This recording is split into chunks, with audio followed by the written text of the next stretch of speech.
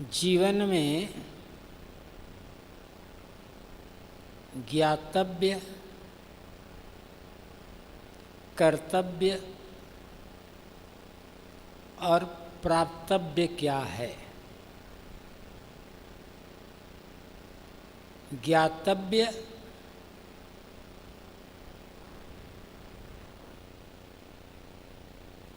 जानने योग्य, जिसे जानना चाहिए। कर्तव्य करने योग्य, जिसे करना चाहिए। प्राप्तव्य जिसे प्राप्त करना है, प्राप्त करने योग्य। ये क्या है? पहली बात है ज्ञातव्य, ज्ञान करने योग्य। तो जीवन में तो आदमी को बहुत कुछ का ज्ञान करना होता है, बहुत कुछ जानना होता है। यहाँ बात है आध्यात्मिक दृष्टि से। व्यवहारिक दृष्टि से, भौतिक दृष्टि से आदमी को बहुत कुछ जानना होता है। पहले तो आदमी को जीवन निर्वाह का ज्ञान करना होता है कि किस साधन से हमारे जीवन का निर्वाह हो सकता है, कैसे व्यवहार करना चाहिए लोगों के बीच रहकर, इसका भी ज्ञान करना होता है। क्या उचित है, क्या अनुचित है,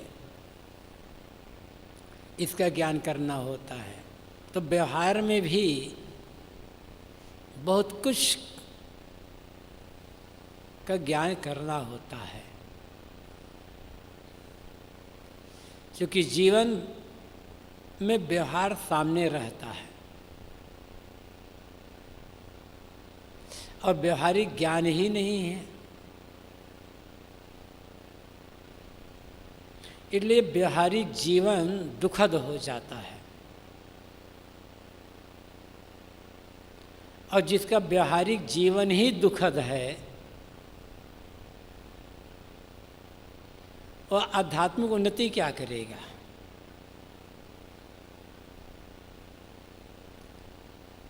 जिसका व्यवहार सुलझा हुआ होगा, सौहार्दपूर्ण होगा,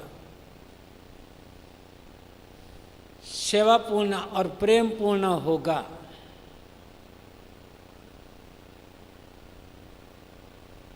उसका मन काफ़ी कुछ सही रहेगा और फिर वो परमार्थ क्षेत्र में भी आगे बढ़ सकेगा धीरे धीरे। व्यवहार की शुद्धि बहुत ज़रूरी है। कुछ लोग हमेशा उलझे रहते हैं। अव्यवस्थित मन की पहचान हमेशा उलझे रहना।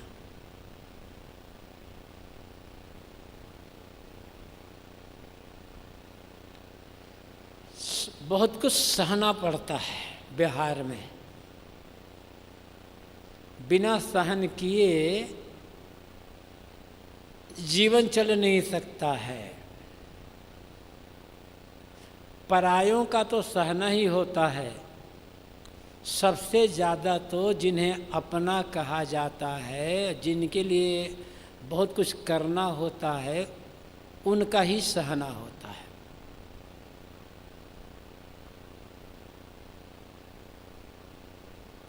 बिना सहन किए जीवन चल नहीं सकता। कहाँ जाएंगे आप? जो दूसरों की उल्टी सीधी बातों को सह लेता है, उल्टा सीधे व्यवहार को सह लेता है और सहन करके भी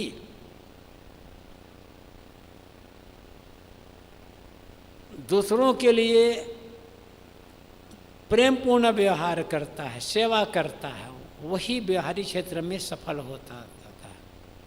और वही किसी परिवार, समाज, मठ, आश्रम का मुखिया, व्यवस्थापक, महंत भी हो सकता है, यदि ऐसा है तब। खास बात यहाँ आध्यात्मिक है कि ज्ञातव्य क्या है, जानने योग्य।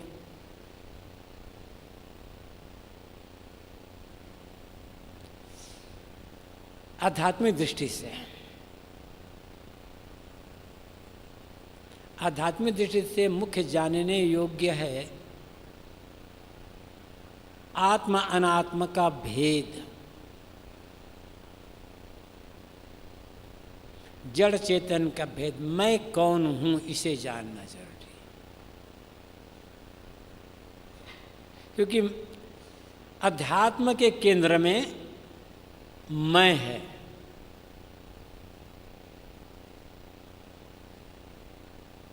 और मैं का ही ज्ञान नहीं है।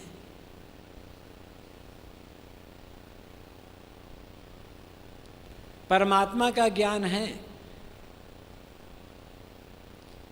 ब्रह्म का भी ज्ञान कर लिए। स्वर्ग नरक की लंबी लंबी व्याख्या कर लेते हैं, किंतु मैं कौन हूं इसका ही ज्ञान नहीं है। सब कुछ कर रहे हैं अपने लिए, मैं कौन हूं इस ज्ञान नहीं। जड़ का भी जानना है, बंधन और मोक्ष का भेद भी जानना होगा कि मैं बंधा क्यों हूं, मेरे बंधन का कारण क्या है और इस कारण का निवारण कैसे हो सकता है, ये जानना होगा। यदि बंधन के कारणों का ज्ञान नहीं होगा तो उनके निवारण का काम कैसे कर सकेंगे।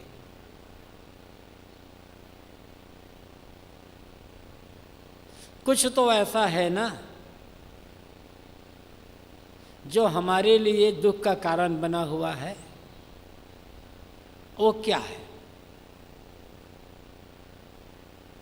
मैं हूं ये तो ठीक है कि मैं शुद्ध चेतन आत्मा हूं, ये तो ठीक है, ये इतना तो हो गया। लेकिन मैं दुखी क्यों हूं,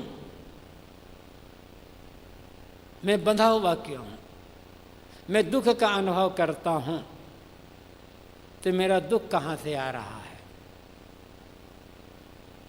क्या कोई मुझे दूसरा दुख दे रहा है? क्या दूसरे लोग मेरे दुख का कारण हैं? या अपने दुखों का कारण मैं स्वयं हूं? इतना तो जानना पड़ेगा ना।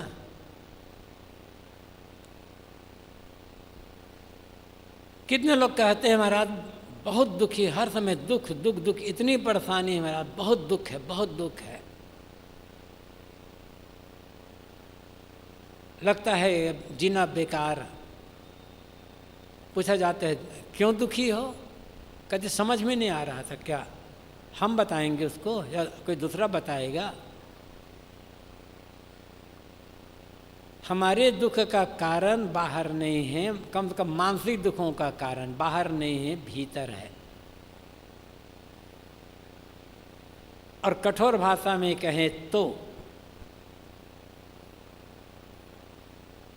हमारे दुख का कारण हमारी मूर्खता है, और अपनी मूर्खता समझ में नहीं आ सकती। दूसरे लोग मूर्ख हो सकते हैं, मैं भला मूर्ख होऊंगा? हर आदमी को ये अहंकार है। यदि भीतर मूर्खता नहीं है तो दुख क्यों है फिर भीतर? उस मूर्खता को अहंकार कह लो। अहंकार मूर्खता के अलावा और क्या है? लेकिन कौन आदमी कहेगा कि मैं मूर्ख हूं?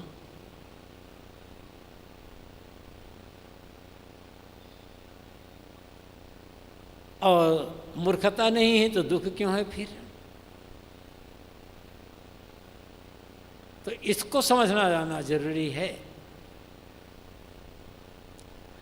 अपने को समझना होगा और अपने दुखों के कारण को समझना होगा।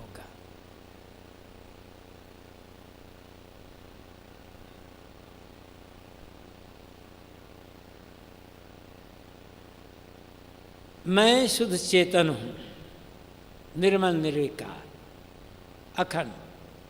मैं न कारण हूँ न कार्य हूँ। अध्यात्म में भी हो जाता है।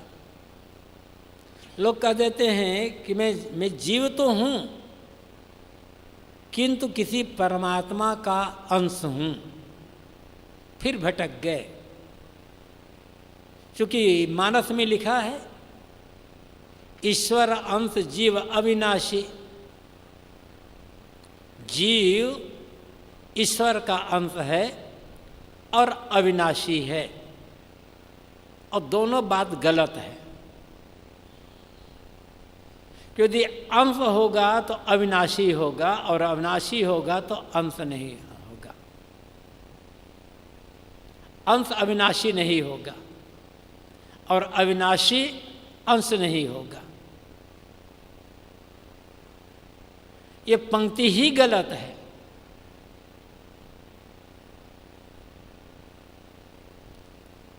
और सोचता है ये विशिष्टाद्वैत मत का सिद्धांत है, लेकिन हकीकत नहीं है। अंश टुकड़े को कहते हैं, टुकड़े का टुकड़ा फिर हो जाएगा। जो अंश होगा वो अविनाशी हो ही नहीं सकता है।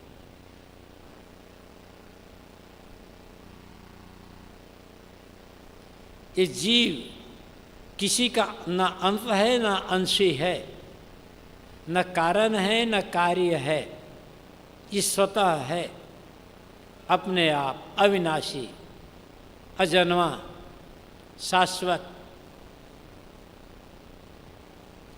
अजो नित्य शाश्वतो अयम पुराणो, ये गीता में कहा गया है। अज है। अज का अर्थ होता है जिसका जन्म ना हुआ हो। अज अजन्मा, शाश्वत, सदा रहने वाला, पुरातन, सब समय रहने वाला। तो अविनाशी कैसे है? इतना है तो अंश कैसे हो जाएगा? मैं ब्रह्म हूँ। ये जड़ और चेतन सब एक ही बात है। मैं ही चांद हूँ, मैं ही सूरज हूँ, मैं ही धरती हूँ, मैं ही आकाश हूँ, मैं ही नदी हूँ, मैं ही हवा आकाश हूँ, सब कुछ मैं ही हूँ।